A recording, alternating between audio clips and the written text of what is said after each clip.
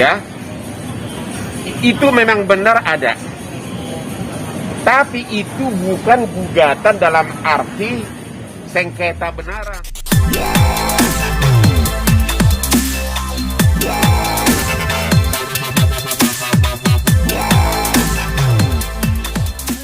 Jadi gini, dalam 2 hari ini ada beredar di medsos form pendaftaran gugatan dari Desi ke ibunya tahun 2018. Ya.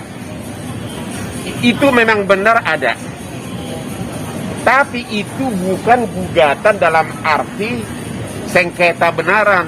Itu hanya salah satu syarat untuk mendapatkan namanya akte vandading, yaitu semacam putusan pengadilan mengenai apa yang disepakati, namanya akte vandading. Begini ceritanya.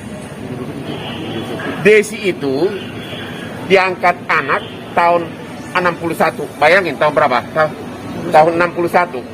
1961. Waktu itu belum ada kelengkapan. Biasalah kan, namanya juga zaman bahola. Hanya semacam surat kenal lahir dan sebagainya. Itu tahun 61. Oke? Kemudian belakangan disadari bahwa perlu bikin surat yang lebih kuat, ya kan, untuk pengangkatan anak ini.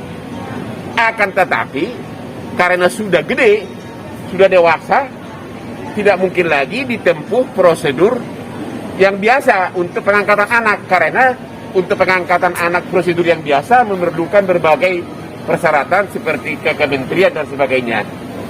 Akhirnya ditempuhlah dengan cara mendapatkan putusan pengadilan, ya, ditempuhlah dengan cara mendapatkan putusan pengadilan, namanya akte vandading. Semua pengacara ngerti akte vandading. Akte vandading adalah putusan pengadilan yang berisi kesepakatan atau perdamaian para pihak. Ngerti nggak? Jadi kesepakatan, ya. Nah, itu deh. Jadi, tapi untuk mendapatkan akte vandading atau akte putusan pengadilan yang berisi kesepakatan tersebut harus dengan gugatan. Jadi ini gugatan pro forma.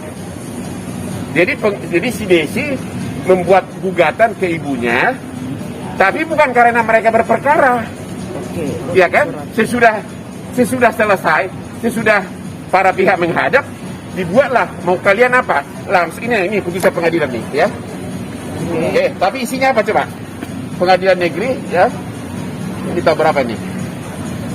Tahun 2018, ya. Coba ini isinya, ya. Nih, akte perdamaian, dengar nggak? Ya. Jadi isinya adalah kesepakatan. Kalau biasanya kan kalau perkara kan langsung menghukum ganti rugi. Ini nggak ada, ini langsung akte perdamaian. Nih.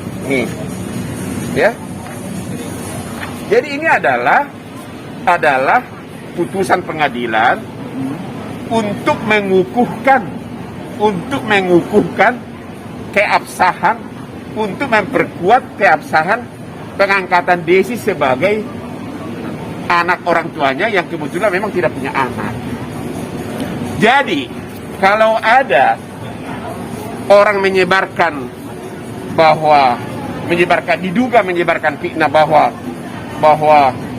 begini, kalau orang itu oknum yang ngerti hukum, dia pasti tahu bahwa pendapatnya itu salah.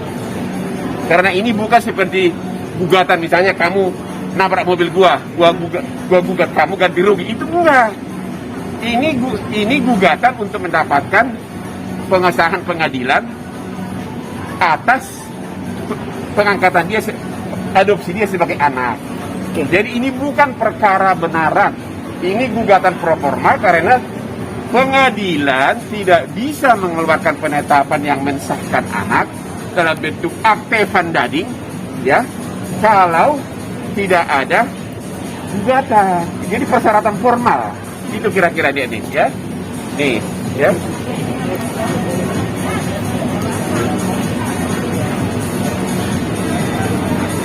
Nih, ini isinya nih. sesudah putusan ini, para pihak akan mendaftarkan adopsi ini. Nah, lihat nih. Ini isi putusannya nih, ya. Nih. Maksudnya ibunya dan kuasanya untuk melakukan pencatatan pengangkatan ini di Dinas Kependudukan. Nih, sepakat mereka. Dia nih bahasannya nih. Oke, Jadi nggak ada perkara.